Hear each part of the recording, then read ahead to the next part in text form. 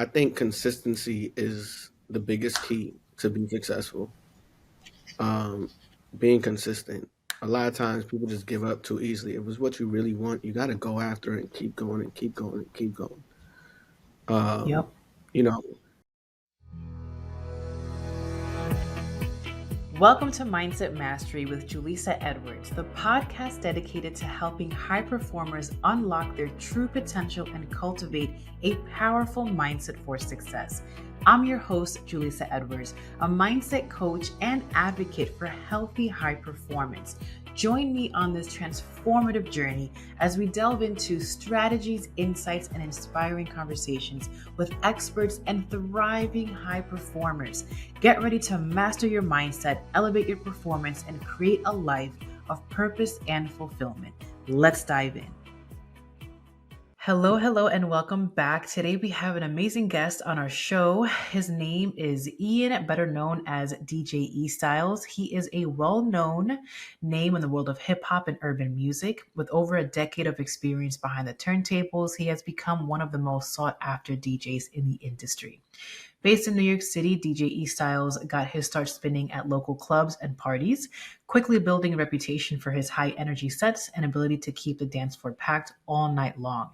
It wasn't long before he caught the attention of Hot 97, one of the most iconic hip hop radio stations in the world. Since joining Hot 97, family, DJ E-Stylez has continued to make a name for himself, spinning at some of the biggest events and festivals around the globe. His skills on the turntables and his ability to read a crowd have earned him a loyal fan base, and he is also known for his ability to blend old school classics with the new hottest tracks. In addition to his work as a DJ, DJ E-Stylez is also a talented producer and remixer and has worked with a variety of artists across different genres. With his passion for music and his dedication to his craft, DJ E-Stylez is set to be an influence in his industry for years to come. This was a profound conversation, so heartwarming. Ian is someone who also graduated my alma mater, Pace University, and we just got into it. You know, he was our DJ for all of our Pace parties, and he was amazing. He was an amazing DJ artist then. He's an amazing DJ now. So proud of him and all of his successes. And yeah, we get deep today, and we get to see the inside world of where he's at, how he's gained all this success in his industry, what gems he has to give us of how he's made it this far and how he continues to accelerate to more of his passions in different lines of work. So it was a beautiful episode. We hope you love listening and tuning in. And yeah, we hope you enjoy this episode. Okay, so we are back with another episode, an interview episode of one of my college colleagues. We went to Pace University. He is a long dear friend, or we weren't actually, I'm gonna be super honest, we weren't super duper close, but we had circles that overlapped. And so I have love for you. I remember you at the, Pace college setting, and to see where you're at today is phenomenal. And thank you. I'm just so proud and honored to have you on the show. So, Ian, can you tell us, what do you think has been your biggest motivating factor in all of your successes thus far? Well, first, I want to say thank you for having me on here, and I'm proud of you as well for doing this Thank you. podcast. It's dope. I know your accomplishments so far. Um, I would say, uh, well, I guess my number one drive uh, for my successes have been my family. Uh, as you know, we were in college together. I had my daughter while we were in school. I was a sophomore Yeah. uh, when she was born, and yeah, that drove me to go hard with everything I wanted to do, and I had to because I had to provide for her. But yeah, my family definitely is the number one factor in why I do what I do and why I go so hard at what I do, for sure. Yeah, so I mean, that's a big turning point in someone's life, right? Becoming a father, becoming a parent, and that happened for you. You were probably like 19, 20 if you were a sophomore in 19, college. right? I was 19. Yeah. Yeah. So that, I mean, being a mom, myself, I have two little ones. I have a 2-year-old and a 1-year-old. So I'm in more of the beginning stages of that, but I can, relate that it's been such a beautiful transformation and awakening of identity, right? And Right. so how did that play a part? I hear the motivation aspect of it, Mhm. but like how else did that play a part in your career? Did you think about, your daughter and going into the music industry, and did it change anything for you? Did it make you go harder? How was that for you at the young age of, 19, 20 years old? Well, at that time, I was just starting to take DJing seriously.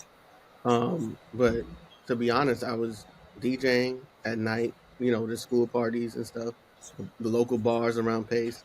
But I also woke up every morning at Which 6 was a.m. to pause. Pause, which was popping. Like for those that, I mean, for those that don't know, like, we went to Pace University, and yeah, the parties that DJ E-Styles would party at and DJ at were phenomenal. Like they literally, it was a huge part of our Pace experience. So I think even that is also such a cool experience too, that like we got to experience you before you blew up, which is right. pretty amazing. But yeah, yeah. So keep going. My apologies. No, no, it's all good. But a lot of people don't know that I would wake up every morning around 5:30, 6 a.m. to work at Enterprise, rent a car. And then I'll drive back to school, Mm. go to classes. I worked at student affair. I forget what it's called. Uh, SDCA. SDCA. Yeah, I worked at SDCA. Yeah. Also worked at the AV. I forget what it's called at Pace. And then I would also DJ plus take classes. So I had like 3, 4 jobs, and I was going crazy just trying to stack as much money as I could. Um, so it was a lot Mm. for me. But then when the DJing started taking off, I let go of Enterprise. There was somebody there that I'll never forget this at Enterprise. I wouldn't say Enterprise as a whole, but the people I dealt with, they tried to make it seem like this was my only way to make money or my only option to be successful at life. And there was this one guy that that asked me what I wanted to do, what was my goal, and I told him to be a DJ on Hot 97, and he laughed at me and told me that'll never happen. And I'll never Wow. forget that. Yeah. And I went back looking for him after I made it on Hot 97, but he got fired, so I couldn't find him. But yeah. So that, it's funny. I knew a couple of guys that worked at Enterprise when I didn't know that you Mhm, worked there too. But mhm, from what I remember being in college and, having friends that were working there, I remember it being a very toxic environment in terms of like work life balance. I remember one of the messages I heard was that um, you're going to like lose out on your social life, or your like the things that are important to you are going to have to be mhm. tabled, because it was so demanding from what I remember. And this is not, we're not like shitting on, Enterprise, but I Yeah. just Well, knowing that you were I don't doing use that Enterprise anyway. alongside say that again.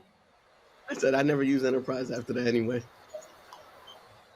Yeah, yeah. Well, yeah. So, okay. So I have a lot of good questions because you Mhm, were a hustler, right? Which a lot of New Yorkers are, right? We were doing the damn thing. Also, I will say that our circle of friends, we were on it, right? Like we were pretty much all doing the most, right. in the best way possible. Like we were student leaders to some extent. We were well known for positive things, hard workers, like, and so you were doing all of that, plus becoming a new father, plus working hella crazy hours. And so the industry of music can be looked at as so far fetched. Right. And you already experienced the negativity, which we know is just a projection of their limiting beliefs and what they maybe never accomplish in their lives, but people would spew them onto you, right? And I would think that going into the industry of music, it's just an opportunity for more of that to happen. So, how did you navigate that? And did it happen often for you? Um, it didn't happen so often, but when it did, it was from people that I didn't expect it to happen from. Um, and it wasn't necessarily like them doubting me, but them making comments, people that I was close with, saying like, "Oh," because I was an intern for Cypher Sounds at Hot 97. And being an intern, you have to do some crazy shit sometimes. All types of hours of the Mm, night, all types of hours in the morning. They're like, oh, but I knew it was for a greater good.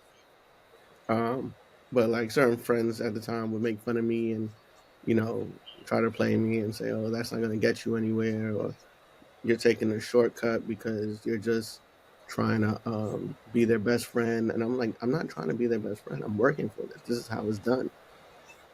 In any industry, you got to work your way up. mm, mhm, But mhm. yeah, I would say though, my family was really supportive. My mom, of course, That's my great. father's more yeah, my father's more the entrepreneur. He's all with working for yourself and doing for yourself and not working for anyone. My mom, on the other hand, she would be like, you know, at my job we have this opening. You could do this, you could do that, because she doesn't really understand the music industry or DJing or things that come with it. But nonetheless, they've always been super supportive. So that has helped me get through That's anybody help. that was, yeah. And I think I didn't Yeah, face a lot of people being negative towards me because I never projected that energy towards anyone either. yeah.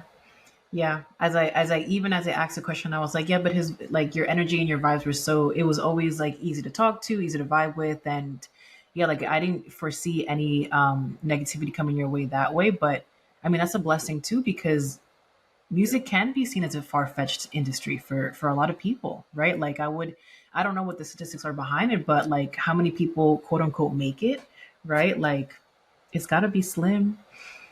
yeah.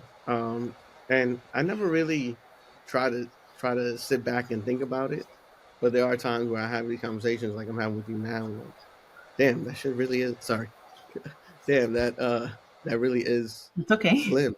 You know, um, where I'm at right now, I'm not necessarily where I want to be, but I'm at a good space, and I'm happy with where I'm at. But I always feel like there's room to grow, and there's other things Yeah. that I want to So do as I well. actually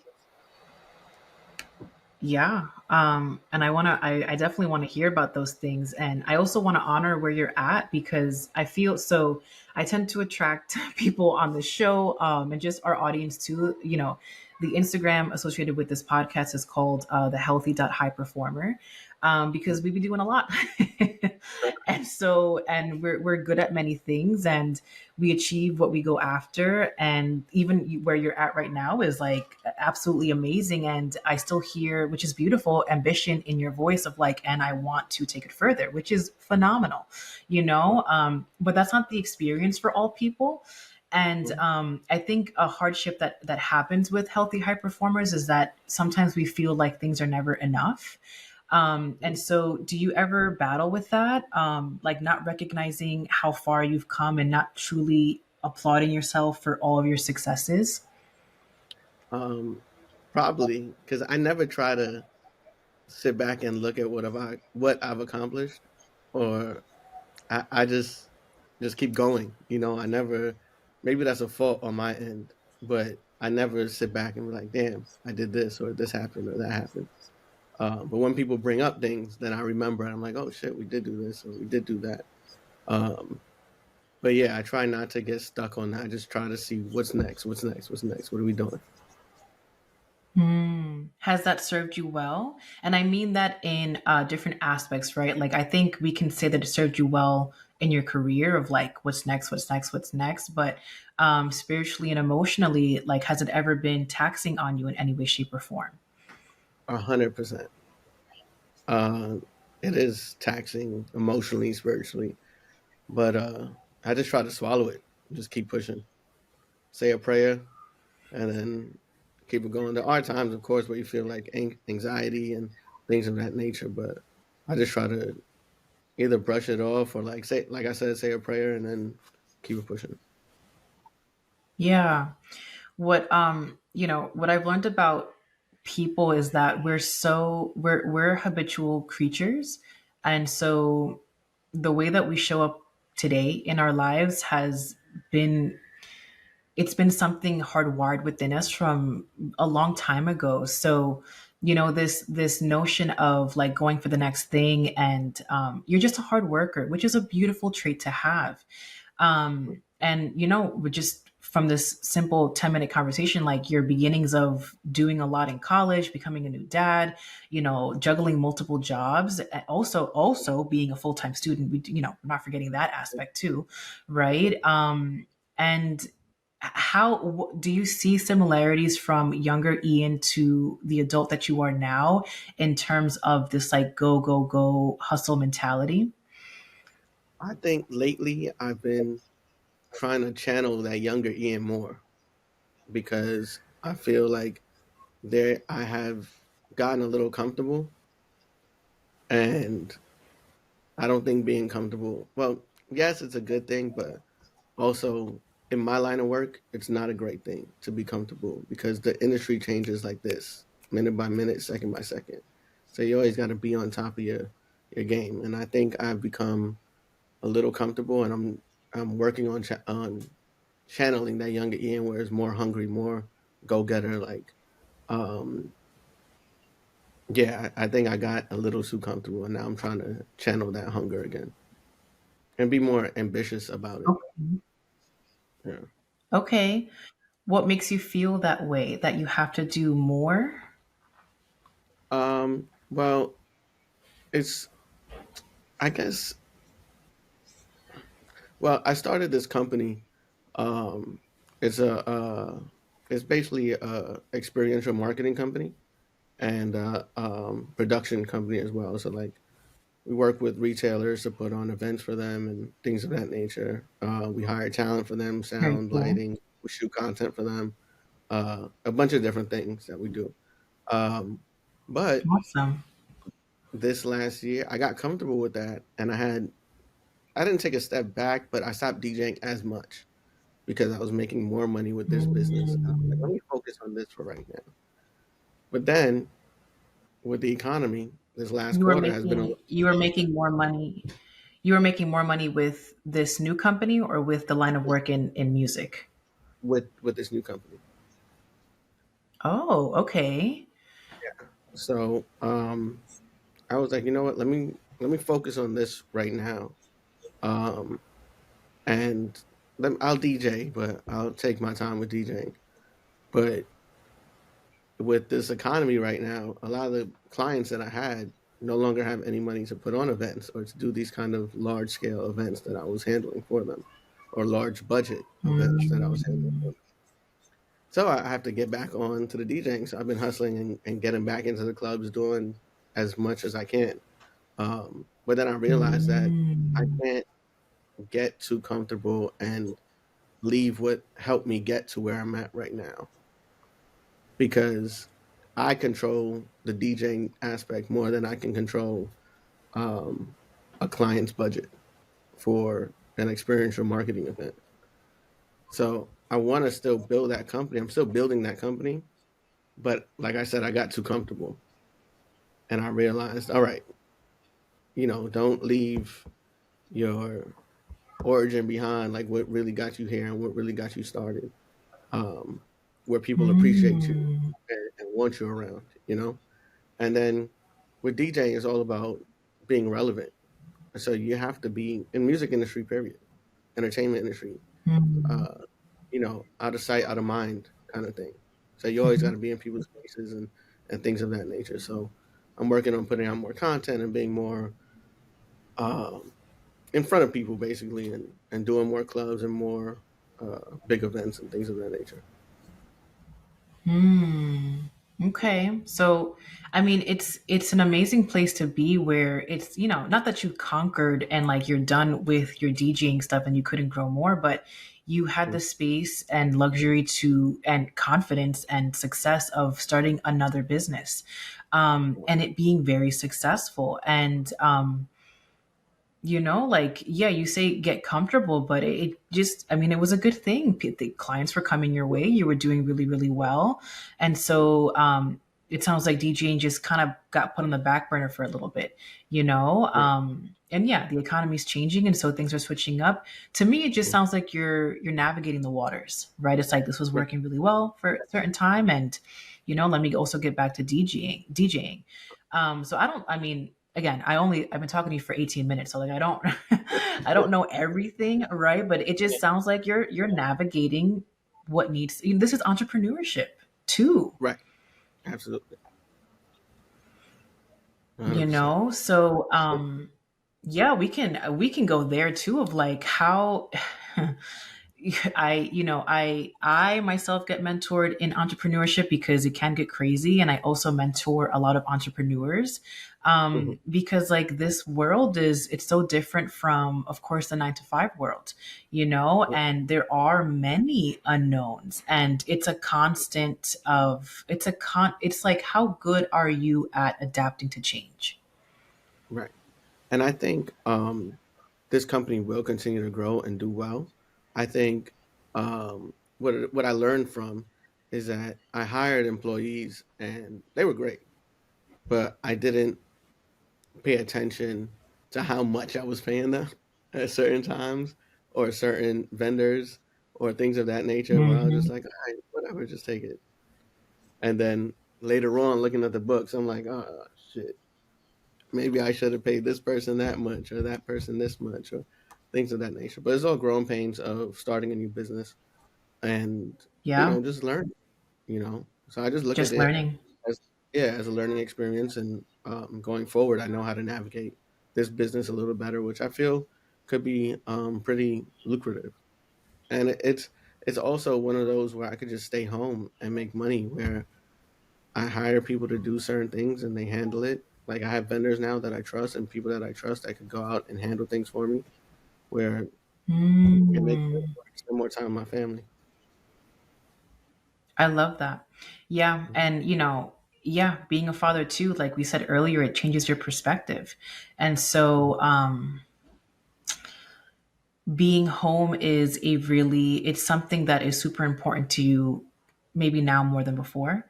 And having a company that would be able to, it also sounds like you're still also very much in love with what you're doing in this new company of yours. And so it's the best of both worlds where you get to be profitable, you get to stay Right. home, and you also get to love what you do.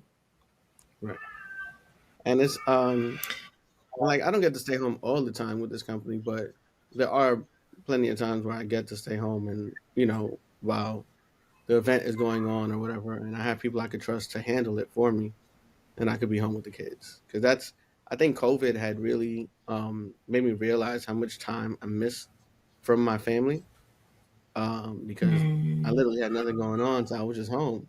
And I know COVID was a dark time, and for many, and but I think it was a blessing in disguise for me, because I got to spend so much time with my family, and I enjoyed every second of it. Just being home with them, playing with them, cooking, hanging out. And where I live, yeah. um, it's a small neighborhood, very tight knit community, and everyone that's Okay. lived on this block, it's like a dead end street. Everyone that's lived here has been here for like 20 years plus, and I just bought the house in 2018 over here. Um, Congratulations. Thank you. And then during that time, during COVID, we got cool with the neighbors that have been here for a long period of time, and we were like our own Mm, kind of bubble, where every day we were like bubble. barbecuing, hanging out, yeah, and Hmm. just having a good time with each other. And I really enjoyed that, because I don't think I ever realized how much time I miss away from my kids until I spent that time with them. Yeah. So you're bringing out so many points, and so many good points. So I was going to ask you prior, like, what do you deem as success? Yeah, I guess I'll ask you that. Like, what is your definition of success? I think everyone's definition of success is different based on that person, Mhm. but Yeah. I think I have a few different definitions. But I think once I have a loving, healthy, and happy family that Yep. uh, doesn't really need to worry about anything, I think that's my definition of Hmm. success. My goal is to create generational wealth for my kids and their kids and their Yep. kids. Um, That's my Yeah. ultimate goal. Um, Leave a you legacy know, behind. right, right.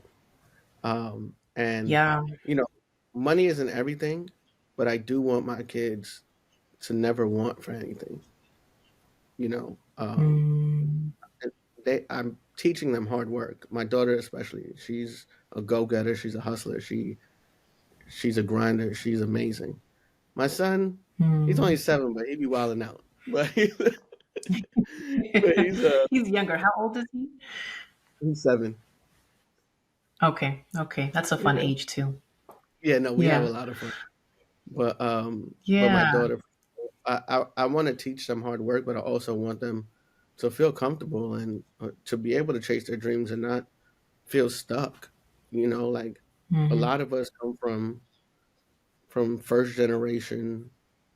A lot of us are first generation here in America, and like our Hmm. parents didn't have a choice. And I'm first For generation sure. Guyanese here, and my parents didn't have a choice. They just had to work. There were no Yeah. dreams being chased. There was none of that. So they worked Hmm. that hard so that we could chase our dreams, and I want to be able to fulfill those dreams so my Yeah. kids could have the full opportunity. I don't want them to feel stuck. Like, damn, I got to get a job because I'll take whatever at this point because I need money. I don't want them to ever feel that way. Yeah, I can relate to so much of that. Yeah, I'm first generation too. My dad's Dominican and my mom's Peruvian. But yeah, my brother and I are first generation, and yeah, it's we saw the work ethic. We saw the hard work.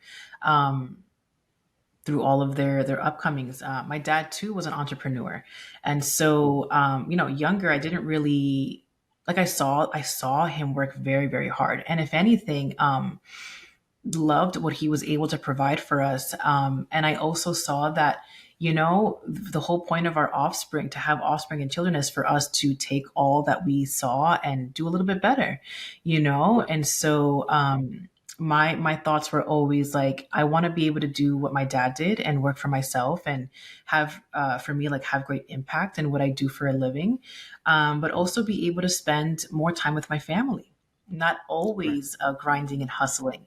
And so right, that's a hard shift if that's all I know. It's all I knew, seeing what, growing up with my dad in that way. And listen, he did what he had to do, and he was great at what he did, and he worked a lot. And then also seeing of like, well, what's possible for me, and what does that even look like for me? And so, that's a journey within itself. But now that I have children, it's like, yeah, I'm trying to be present. And that sounds like it's what COVID gifted you guys, the gift for many of us, the gift of being super present and in community, which is super healing. We bought our home here, and we lived in Charlotte, North Carolina, and so we bought our home here in 2019. Um, mhm, and the South houses are super cheap, much cheaper than in New yeah. York. So we Oh, got it yeah, for steel and super cheap. We awesome. got it for like literally like two like under 250 cheap for like a 4 bedroom house. Wow, So yeah. God bless you. Yeah. So I mean, we could talk about that another time, but like that's one of the reasons why we came down here. But so yeah, we bought our home, and it was just me and my husband, Delroy, and we were two young adults, no kids yet, having a 4 bedroom house, and we were in massive like land. We're in the Carolinas, like there's beautiful nature and landscape and just land here, and it was a blessing of like, damn, like this whole, COVID is a real thing, it's happening, and there's a lot of negativity that coming from it, and also like we have all this space and time and freedom to just like think and be still and be present. Mhm. That's beautiful. Yeah. And so when you were talking about it, I was just like, yeah, it just sounds like it created a lot of clarity for you. And so what I'm seeing is that you too were used to being still, even now when you said it earlier, like, I have to still go harder. And there's nothing wrong with that. But Right, it's like the duality of also recognizing the importance of stillness. right.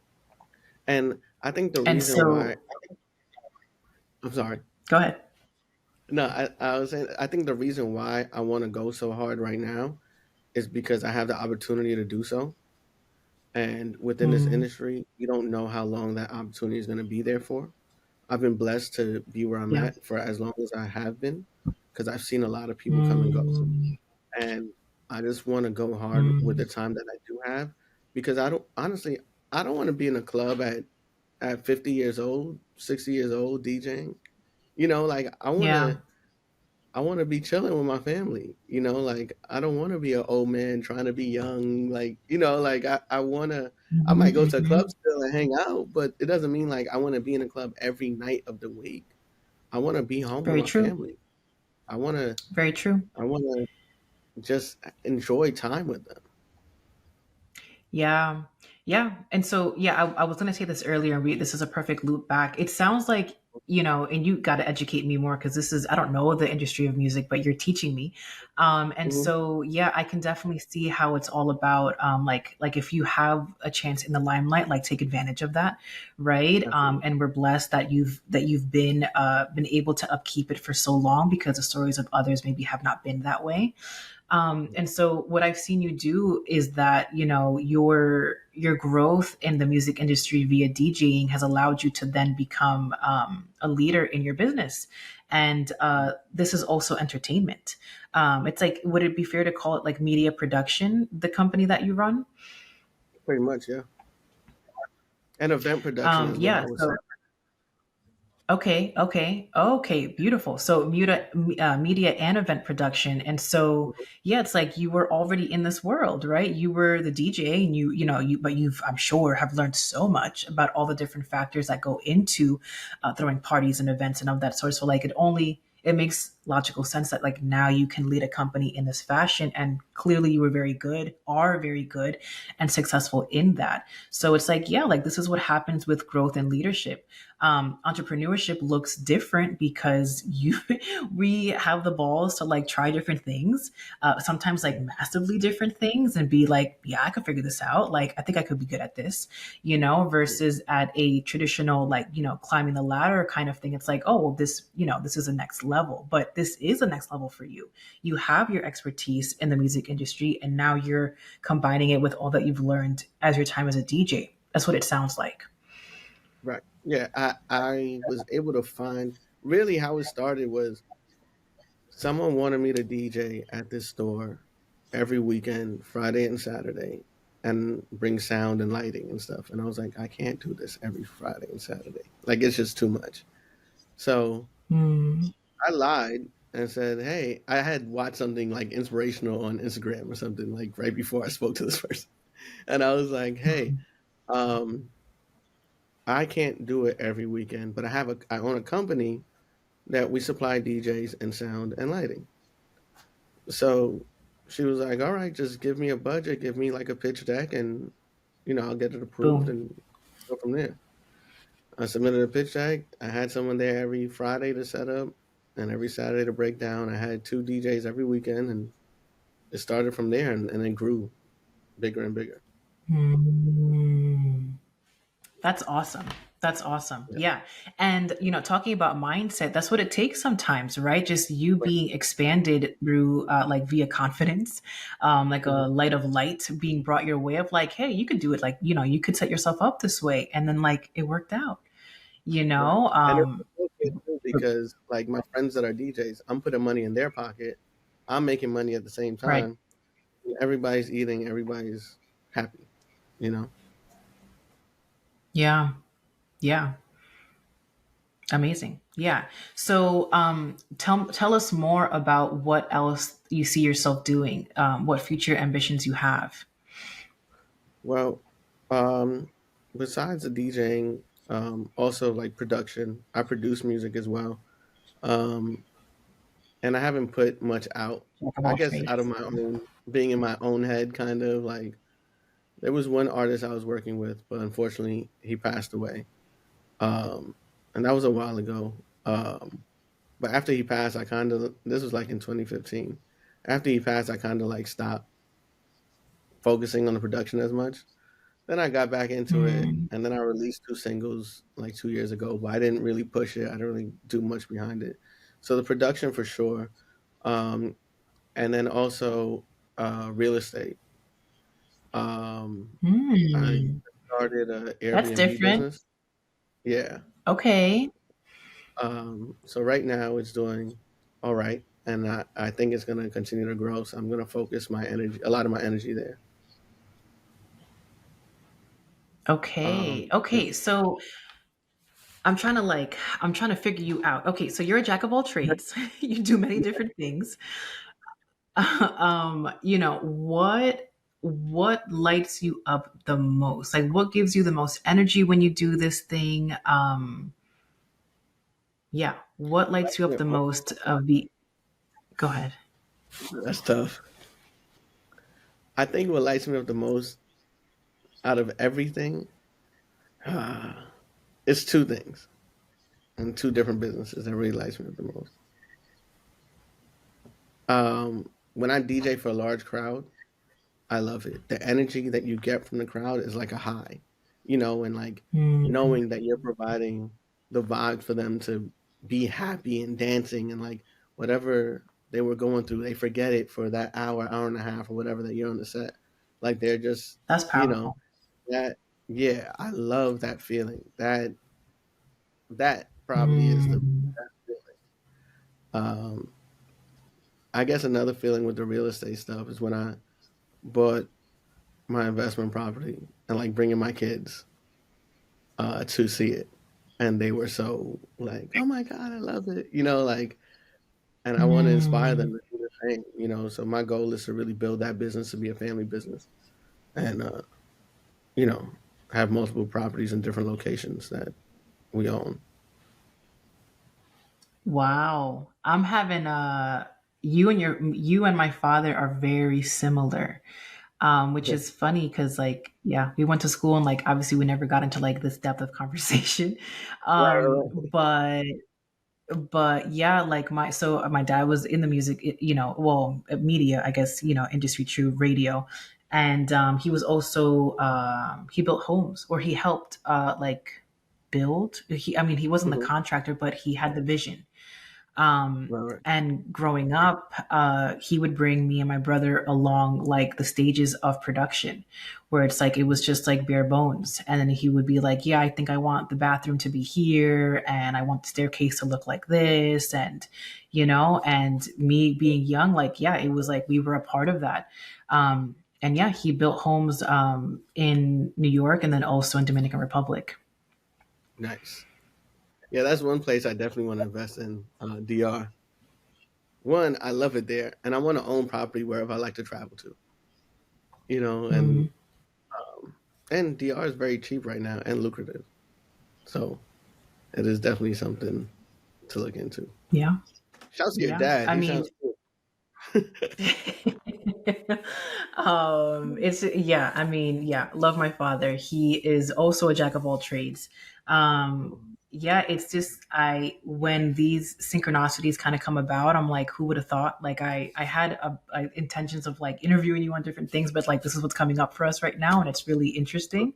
I don't take those things as like light. I'm like, there's a reason why this is being brought up right now, and I don't know what that is, but yeah, it just feels it's just interesting, a lot of these different connections. So okay, so what lights you up? I loved when you spoke about allowing people to almost like escape their troubles Right, for the event, the dance, the portion of the night where they're listening to your music. Like that is so powerful. right. And I think when my first pace party, that was like my first party. It was an after party for a concert that we had. It was like Bobby Valentino and Jim Jones and like I forget Funk Flex was there and a bunch of people. And we threw an after Okay. party. And then Kev, well, Kev, of course.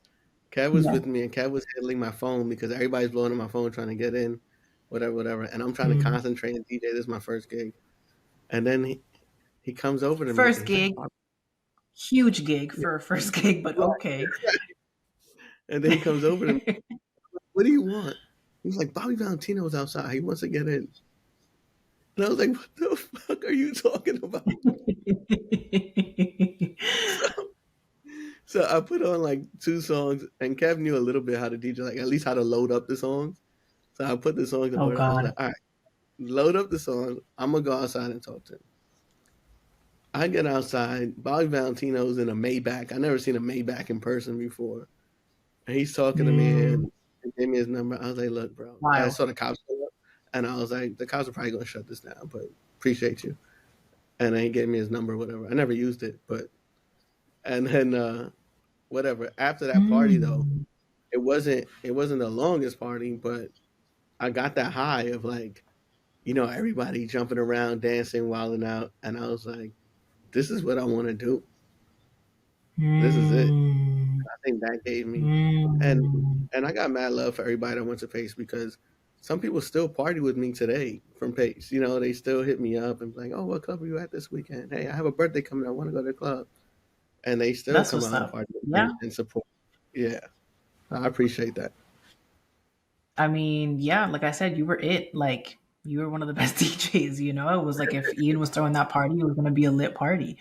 That's awesome. Yeah, honestly, shout out to the peace community because I feel like now that we're a little bit more removed from, being an undergrad, Mm, I see the massive impact that it had on all of us. right. And like, I mean, I'm really proud of all of us. Like, I feel like our circle of friends, our alumni, like, we're killing it. Like, everyone's doing their own thing in their own perspective industries and just life in Right. general. Um, Yeah. and I'm like that. I mean, yeah, like let's throw it up to pace. Like there has to be that's the common denominator, And yeah. Yeah.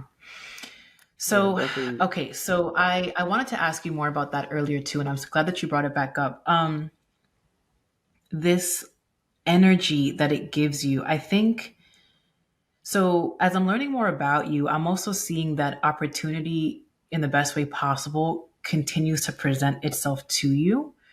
Mhm. And so almost like you're a really good attractor, right? It's like you connect with this thing. And my question earlier, like back like when we were 10 minutes in, was going to be like, what made you know that music was going to be it? But you answered that.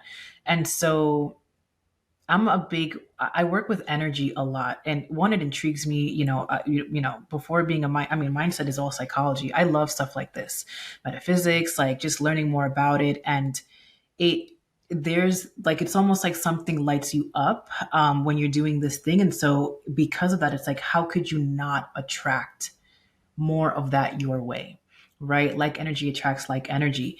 And so that's what it seems like it's been happening for you your entire life, just in different ways. And so I think it's a really good learning lesson for individuals, like when picking an industry or deciding if they want to go into entrepreneurship or even a career, right? Just like making sure that it actually fuels you and ignites you to the point where it literally brings you more blessings. Do you feel like that's been the case for you? That following the flow of energy and what really lights you up has opened up more doors of opportunity for you. I think it has, but I think it's also there's been times where it feels slow, like where it's like, damn, what's going on? What's happening? Mm. Um, That other side you too. know, Yes. right. And I think the problem is what people see is really like Instagram, right? Or TikTok and stuff like that, right? For entrepreneurship. And they see the highlights of people's life. They don't, or a lot of that stuff is fake too. Sorry. People are just content creators and they're just making stuff up a lot of times. There's a lot of hardships that come with Hmm. being an entrepreneur. Um, Hmm. and I think that's the part that doesn't get talked about enough. Yeah. Sorry. Sorry, I'm still a little sick. Oh, you're good. Um, but yeah, I think um, also being consistent and being prepared for opportunities. I think that's a major thing. Always being prepared for that Yeah. opportunity a lot. Let's talk about the because I'm all about being real, like two sides of the coin. Like, yeah, entrepreneurship life is grand. It is magical to that some extent of what we were talking about earlier. And I really do feel like it's people who have mastery over their energy of like, yeah, let's keep attracting more things this way. But of course, it's a human experience. And it's like, yeah, there's going to be moments of stillness of like, you feel like you're doing maybe all the things and nothing's coming your way. And I'll still tie it back to the point of like, it has to be something that you're really passionate about, or else you're just going to give up. Like if Right. you're not seeing progress in a certain area, and you don't have a big connection to it as to why you want this to thrive, or you feel like it's your calling, um, Mhm. you're gonna let it go. So yeah, entrepreneurship can be really lonely. And I'll Right. say one more thing, and I want to know your thoughts on it. I think entrepreneurship can be really lonely, and it's also for me been a big mirror. It's been a big teacher of, well, yeah, what are you going to do when nobody's clapping? How do you respond to things when you don't get it? Mhm. On that first, second, or third try. So, what's that been like for you? Um, I would say my career in being an entrepreneur, there's been a lot of ups and downs, a lot. Mhm. Um, and I think consistency is the biggest key to be successful. Um, Being consistent. A lot of times people just give up too easily. If it's what you really want, you got to go after it and keep going and keep going and keep going. Yep. Um, you know, Anything worth having is worth working hard for. And I feel like a lot of times Mhm. people, especially with social media, see people successful on social media, and they think everything happens overnight. Or people Mhm. on social media also make it look so easy when it's not. But again, people just post highlights. I think if you want to be an entrepreneur, there's something you have a passion for, go after it and be consistent. Yeah. You only have one life to live here, and it's short. So I say just enjoy it, Yeah. enjoy it and chase those dreams. And it's not always failing. And sometimes you might fail, or you might learn from it and figure it out. Oh, next time I'll do this, or this time around, let me try this. It's all a learning experience.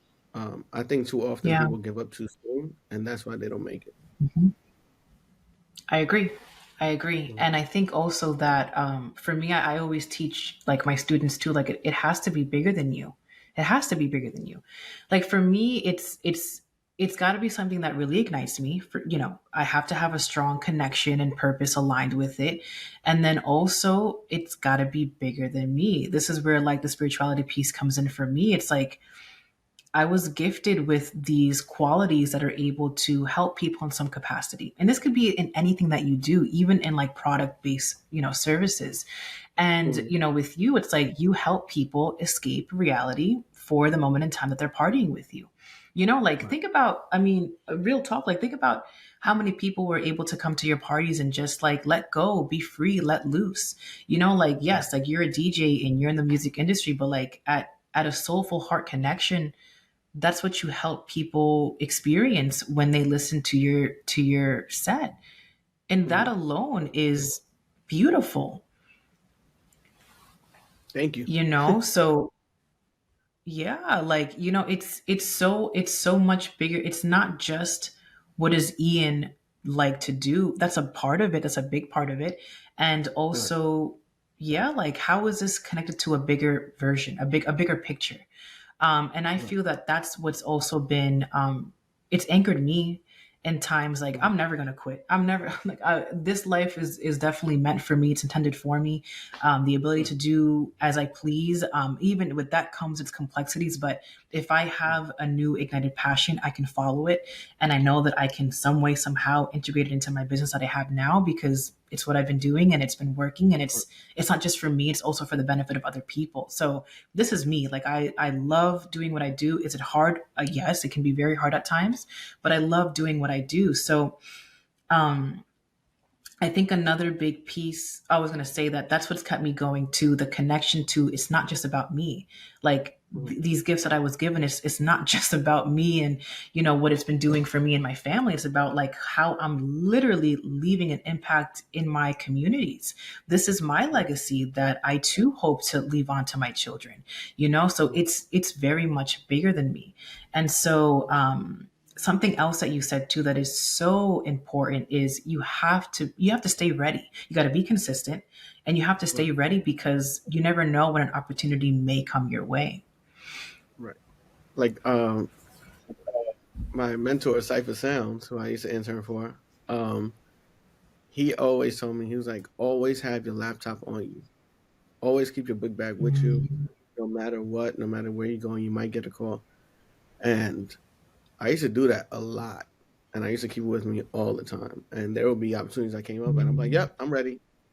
You know, there was one time though where when I was interning for him and we're doing like the Barclays Center had just opened up and we're doing an in-store event at the Rockaware store inside of the Barclays Center, which is Jay-Z's clothing brand. Cypher Sounds used to work for Jay-Z and they're very good friends. Mm. So Jay-Z contacts him and says, yo, since you're here, do you want to open up for the concert for me tonight after you finish doing the radio thing from the in-store event? So he was like, yeah, sure. But then didn't hear nothing back. So he told me, let's send our book bags back to the station with the street team so that we don't have to carry it inside the arena or whatever. And I'm Mm. like, you sure you're not gonna DJ? You're not gonna open up for him? He was like, nah, they never hit me back. Let's just send it back and let's go inside. So we send the book bags back. Jay Z's manager comes running to grab us. Where the have you been? We're waiting for you to get on set. And neither one of us have our laptops. So Jay Z's engineer and DJ, his name is Guru. Cyber Sound is also really good friends with him. Guru has an extra laptop. So he lets us borrow it. Every DJ though labels their music differently from the way they spell artist names, from the Mm. way they spell songs, to the way they have it organized in their Mm. laptop. So I'm going through the songs and playing the records while Cypher Sounds is on the mic. And it was such an amazing time to be able to open up for Jay Z. Even though we weren't prepared, we got away Crazy. with it that one time. Yeah. Well, I mean, that's also, like that's being talented in your line of work too. It's like you adapted. That's a crazy Right. story. That's a crazy Yeah. story. And it's also gave me, yeah, gave me good insight too of like, yeah, how different DJs would do different things on their laptops. But that's, what an opportunity. And yeah, you rose up to the occasion. That's crazy. Right. Because when they had mentioned about opening up for Jay Z, I'm thinking of all the songs that we can play. We're in Brooklyn, what to I get the bet. crowd hype. I'm already like in my brain, like, all right, we're gonna do Yeah. this, we're gonna do that, we're gonna do that. And when you're opening for artists, they give you a list of songs that the artist is gonna perform. So you don't play those songs because you don't want the crowd to react to it before the artist gets on. So they gave us a list, Mm. and I saw some songs that weren't on the list from Jay Z, and I played like one or two of them that weren't on the list, and the crowd just went crazy. And that feeling there too was just like I spoke about before, the high of having like the whole Barclays Center, the new arena, Jay Z, Brooklyn just opened up. It was, Mm. Love. yeah, Yeah, that's awesome. Wow. So, I've had a blast talking to you, getting to know you a little bit deeper in this aspect. of And I course, think even that I love about like podcasting too. It's like I get to get real deep and intimate with people that like were in my lives prior, but I never spoke to you in this fashion. So I right, thoroughly enjoyed this conversation. I've learned a lot. I know that our audience has learned a lot too. Um, I want to open an opportunity to keep it even, keep the flow of keeping it real. And, right, if there's anything in your life currently that has been causing any kind of adversity, stress, maybe like navigating two different roads, you're really successful in many different avenues of your life. And um, like you said with the whole social media thing, like we're still people. We're just Right. like anyone who's listening, like we're the same. You know, Right. we all feel the same emotions. So yeah, what's been coming up for you as of late that you've been having a hard time maybe navigating? I think it's my time management. And I think I've always had a problem with this. And there's times where I'm able Mm, to fix it, but there's times where I'm not able to fix it. And right now I'm on a mission to do certain things with this new business that I'm like, I have to go hard, I have to go hard, I have to go hard.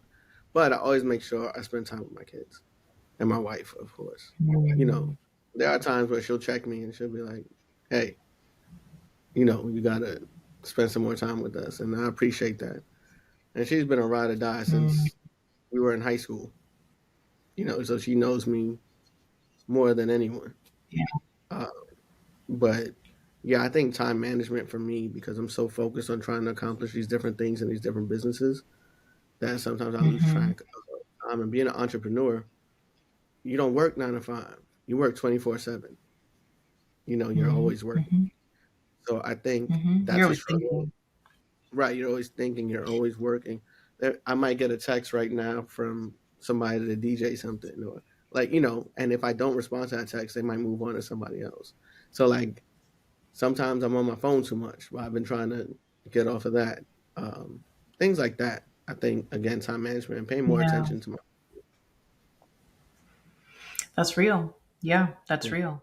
Um, what has been your relationship to time? Like, I know you said that it's been something that you've like struggled with, throughout the course of your life. But if time by itself could be like an actual being, like how do you relate to time? Do you see it as a positive thing, as a negative thing? Do you feel nervous around the topic of time? How does that land for you? I think sometimes I feel nervous around the topic of time because there's so much I want to accomplish, and sometimes I feel like I don't have enough time to do those things. But Mm, I think it's all about being more structured, and like I'm working on having like a daily routine, like a daily plan. Like, all right, the night before I'll go into like my notes on my phone.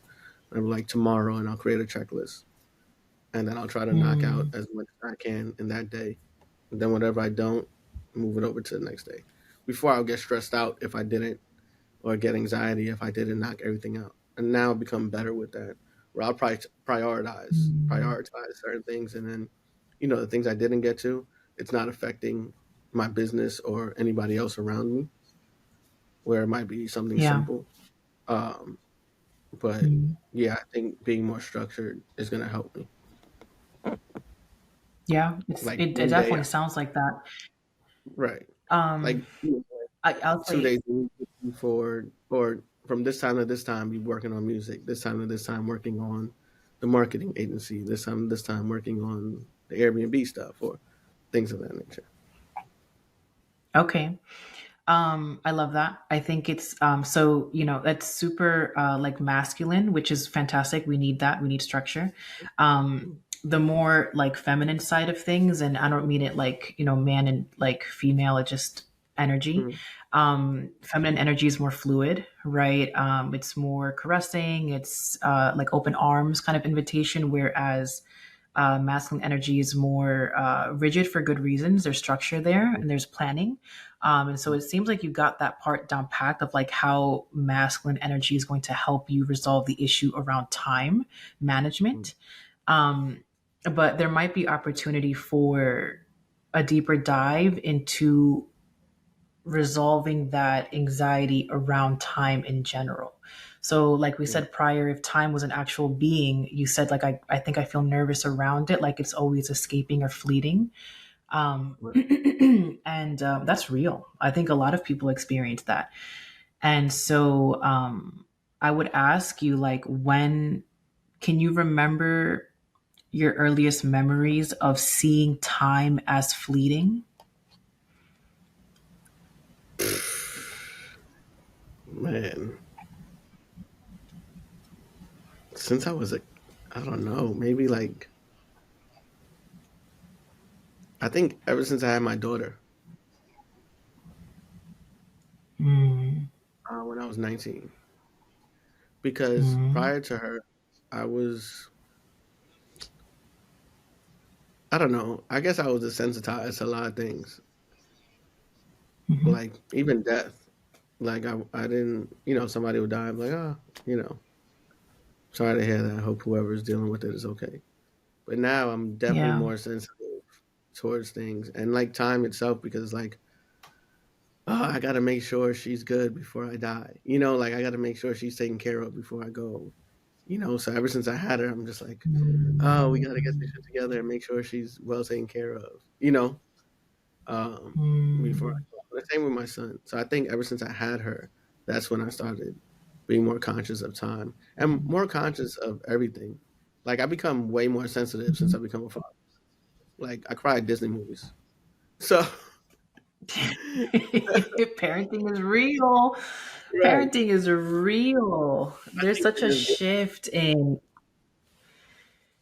right. like for parents that are out there, like y'all get it, like having your own, I don't know, like just something that comes of you and then the way that they grow up and they just resemble you in different facets and it's just like it's so complex. It's such a beautiful roller coaster and like it's like so many it's just so many emotions. It's a And my lot.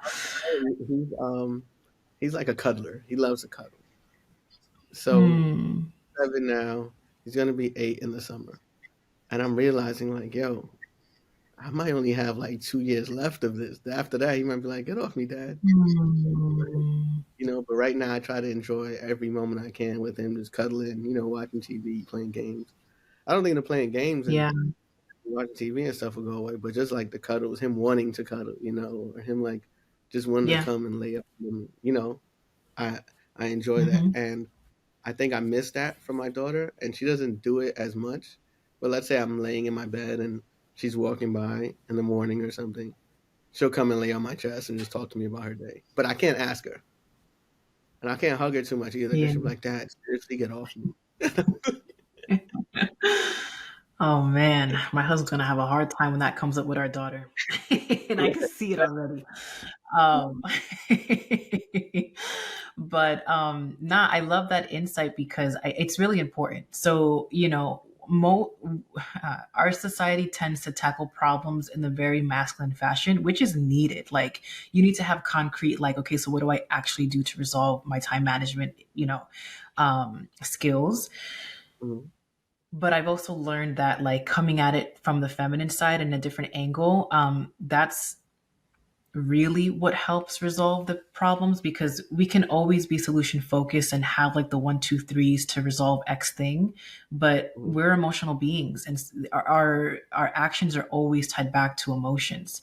And so if time at our most vulnerable state feels like it's fleeting and that we don't have enough of it, like that's the wound that has to be cured, or at least Mhm. worked on. And so, from what you shared, it just sounds like you just gotta be even more mushy and just tell your kids Right. and anyone that you love because, like you said, it's transferred to many other things. It just happened when you became a father, but Mhm.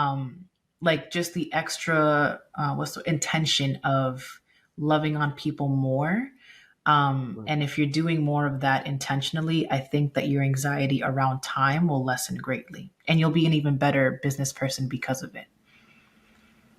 I agree with you. We're going to try it. Let's see. Yeah, yeah. Okay. Thank you so much, Ian, for being open with us, being an open book, and teaching me a lot about the music industry. And also, just like, yeah, like a lot of affirmation too of like the most important things are consistency, being ready for opportunities and making sure that you're really aligned with what you do for work. And like I said prior to, I'm proud of you. I thank you for coming on the show. And I know our audience definitely took their notes on this episode. So thank you so much. Thank you so much. Appreciate you. Tell Delroy I said what's Yeah, up. I will. I definitely will. All right. All right. Bye for now. Thank you for tuning into Mindset Mastery with Julissa Edwards. If you enjoyed today's episode, be sure to subscribe to the podcast to receive future episodes packed with valuable insights. Remember to follow us on social media at thehealthy.highperformer for more inspiration, tips, and updates. If you found this episode helpful, we'd appreciate it if you could share it with your network and leave a review on your favorite podcast platform. Your support means the world to us as we continue to empower high performers like you. Until next time, keep mastering your mindset and thriving as a healthy high performer.